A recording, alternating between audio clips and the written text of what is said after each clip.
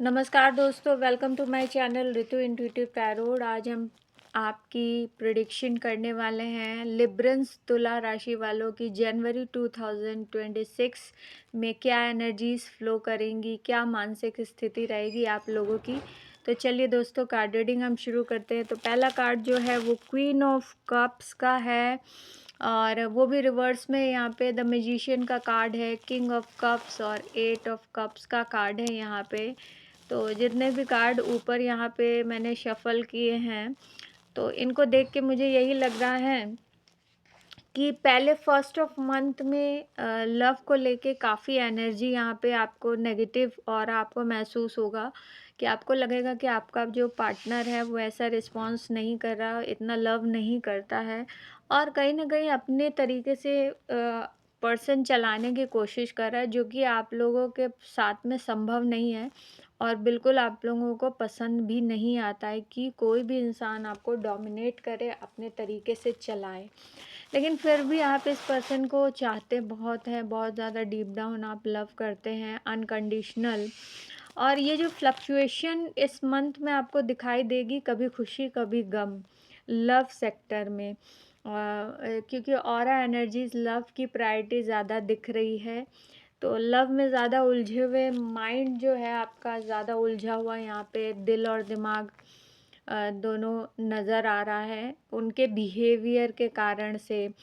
तो जहाँ पे डोमिनेशन और आप पे भी प्रताड़ना आप महसूस कर सकते हैं, जिसकी वजह से आपको अच्छा नहीं लगेगा। लेकिन प्यार भी है, कभी कभी आप हटने के विचार भी आएंगे, छोड़ने के विचार भी आएंगे। लेकिन ये एक डिसीजन वाला नहीं होगा कि आपको एक डिसीजन लेने वाला है इस मंथ में, ऐसा कुछ नहीं है। लेकिन एक फ्लक्चुएशन बनी रहेगी, जैसे कि मैंने बताया कि कभी ज़्यादा कभी कम। किन्हीं चीज़ों में आप डिसएग्री होंगे, कहीं एग्री होंगे, उस तरीके से है।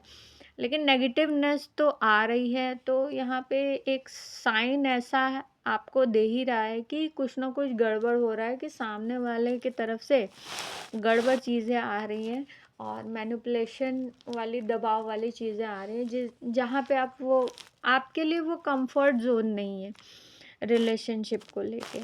तो थोड़ा सा आप चिंतित भी हो सकते हैं इस मंथ में। नेगेटिव पॉजिटिव की वजह से डिसीजन तो नहीं ले पाएंगे, क्योंकि एकदम से नेगेटिव होता है, कॉन्टिन्यूस नेगेटिव हो, तब आप सोच सकते हैं कि डिसीजन लेने के लिए। या कभी एकदम से वो फ्लिप हो जाता है, बदल जाता है पर्सन और एकदम से फिर नेगेटिव हो जाता है। तो इसी उलझन में आप जनवरी के मंथ में रहने वाले हैं। एस ऑफ कॉइन्स है यहाँ पे कार्ड्स में, nine of coins, seven of coins और द मून का कार्ड है लास्ट में। तो यहाँ तीनों कार्ड आप अगर देखेंगे तो कॉइन्स के ज़्यादा हैं, तो पैसे के मामले में बहुत ज़्यादा आप रिस्ट्रिक्ट है, एकदम ठोस है। आप सोचते हैं कि अगर लव है तो ठीक है, मिल जाए तो अच्छी बात है। लेकिन क्या होता है, लव में एक टाइम बाद आपका कंट्रोल नहीं रहता है, आपका कंट्रोल नहीं रहता है। लेकिन फाइनेंस के मैटर में डेफिनेटली आपका कंट्रोल रहेगा, जितना भी आपकी कैपेसिटी है आप कर पाएंगे। तो ग्रोथ आप बहुत ज़्यादा देख रहे हैं फाइनेंस में, आप फाइनेंस को बहुत फोकस आपने बनाया हुआ है जनवरी के मंथ में। आपको लग रहा है कि बहुत सारे पैसे हों तो आपकी लाइफ अच्छी हो जाएगी आगे, इसलिए बहुत ज़्यादा फोकस्ड है अपने काम में या कैरियर में, जो कुछ भी आप कर रहे हैं।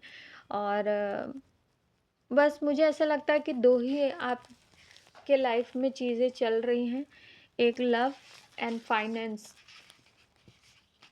जिसको आपने प्रायोरिटाइज किया। बाकी दुनिया जाए भाड़ में, उससे आपको कोई भी परवाह नहीं है। तो इन चीज़ों पे आप ज़्यादा ध्यान दे रहे हैं। फाइनेंस के मैटर में तो ठीक है, यहाँ पे ग्रोथफुल नज़र आ रहा है, आप काम भी कर रहे हैं और उतना पा भी रहे हैं और आगे की प्लानिंग करते हुए चल रहे हैं लाइफ में। लेकिन लव सेक्टर में आपका जो कंट्रोल नहीं है कहीं कहीं पे, जिसकी वजह से लास्ट का जो कार्ड है यहाँ पे मून का कार्ड है।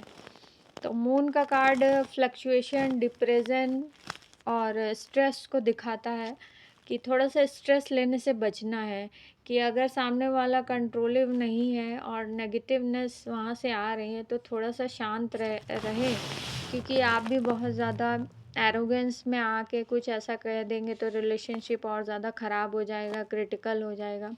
और अगर आप चाहते हैं रिलेशनशिप रखना, वैसे तो आप चाहते हैं, लव चाहते हैं, करते भी हैं, जेन्युइन फीलिंग्स अपने पार्टनर को लेके, लेकिन आप एक भी गड़बड़ी करेंगे तो वो नेगेटिवनेस में चला जाएगा। तो अगर रिलेशनशिप को बचाना है तो कभी कभार कॉम्प्रोमाइज़ करना पड़ता है और कुछ चीज़ों को आपको झेलना पड़ता है, अगर आप मैरिज में हो खासकर तो भी।